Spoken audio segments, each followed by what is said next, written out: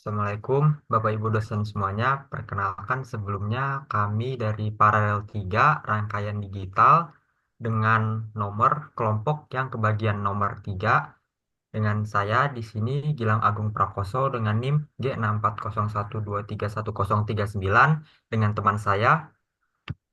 Dan saya Arif Abdul Rahman dengan NIM G64012311038. Di sini kami akan merepresentasikan hasil kerja kelompok kami pada tugas 3 implementasi fungsi Boolean dengan multiplexer 2024. Pertama, di sini akan dijelaskan ah, pem, bagaimana cara kami mendapatkan input dan selektornya. Bisa dilanjutkan, Arif? Oke, oke udah ya. Nah, di sini kan kita didapatkan fungsi yang minterm kemarin tuh. Yang dimana tuh kita dapetinnya Y tambah Z aksen tambah W aksen X tambah W X aksen. Nah, di sini tuh ada 4 variabel ya. Berarti turut tablenya itu sampai 16 baris tuh. Mintermnya sampai minterm 15.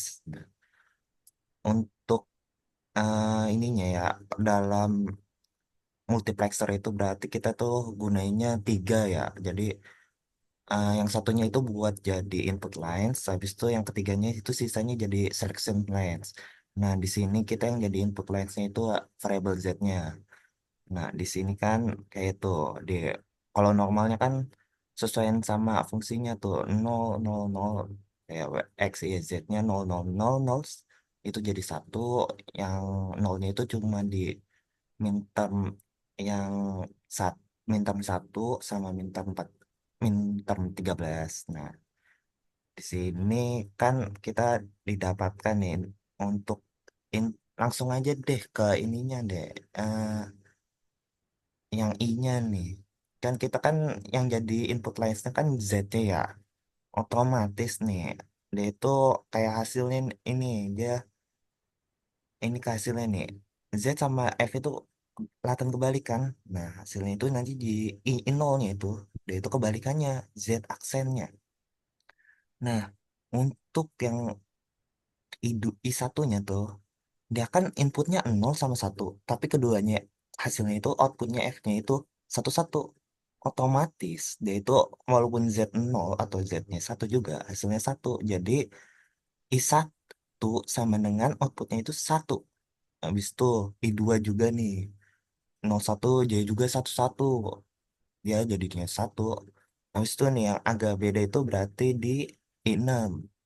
I6 itu dia juga Z-nya itu kan 01, tapi hasilnya satu kosong, kebalikannya dari Z. Nah, hasilnya itu I6 itu jadinya Z aksen. Nah, kalau misalkan nih, kalau Z-nya itu 01, tapi F-nya juga 01 juga, dia itu nanti hasilnya I-nya sama dengan Z. Nah, kalau F-nya dua-duanya 0 ternyata, itu nanti jadi I-nya sama dengan 0. Habis itu, selanjutnya itu kita bakal keperakitan multiplexer yang akan dibahas oleh Gilang. Oke, baik. Di sini saya izin melanjutkan ah, bagaimana cara membuat multiplexernya. Di sini yang pertama ada di getplexer, kita buat uh, getmux-nya. Terus pada bagian kiri kita ganti select bitsnya menjadi 3 karena di sini kita akan mendapatkan 8 input line.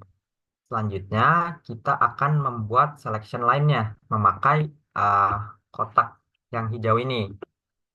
Kotak yang hijau ini kita akan sambungkan ke input yang paling bawah. Nah, tapi di sini tertulis incompatible with, artinya uh, kita di sini memakai 3 selection line, tapi di sini yang tersedia baru satu digit, makanya kita ganti data bitsnya menjadi 3.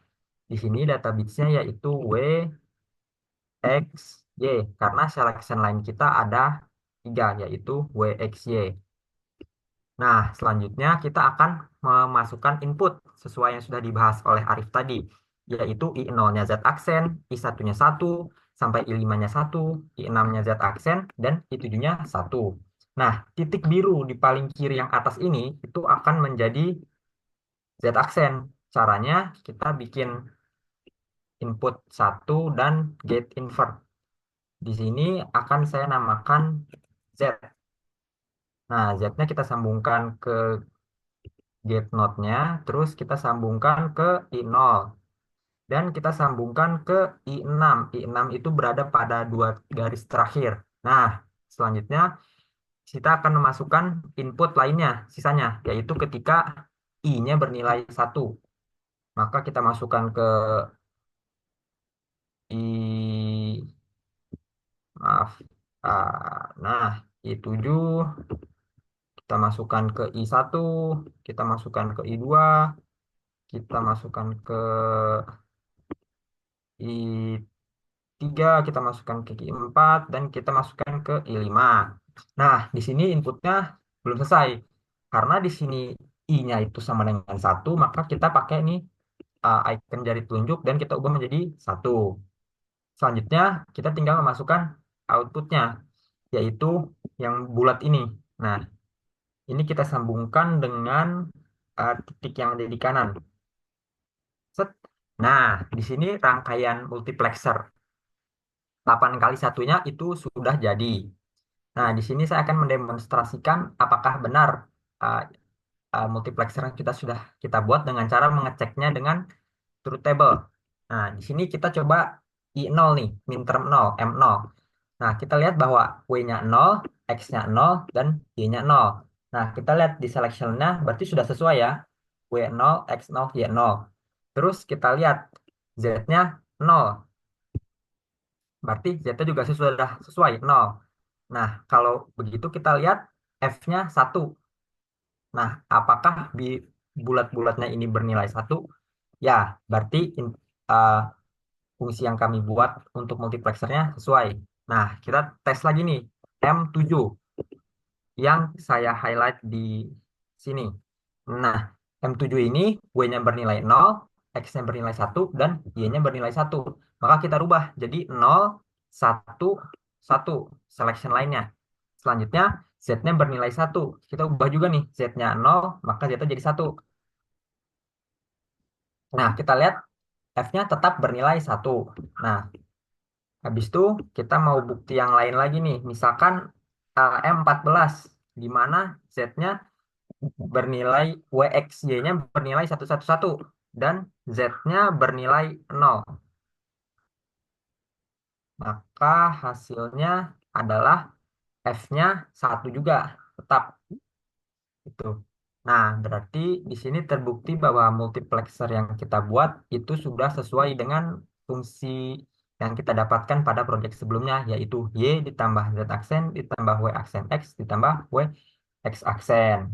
Nah, fungsi multiplexer sendiri itu kan menentukan input berdasarkan selection line. Nah, sudah kita coba tadi kalau berdasarkan selection line yang berbeda, inputnya tetap sesuai dengan yang kita dapatkan pada proyek sebelumnya. Itu menandakan bahwa multiplexernya bisa bekerja dengan baik. Nah, mungkin segitu saja presentasi dari kelompok kami. Kurang lebihnya mohon maaf. Wassalamualaikum warahmatullahi wabarakatuh.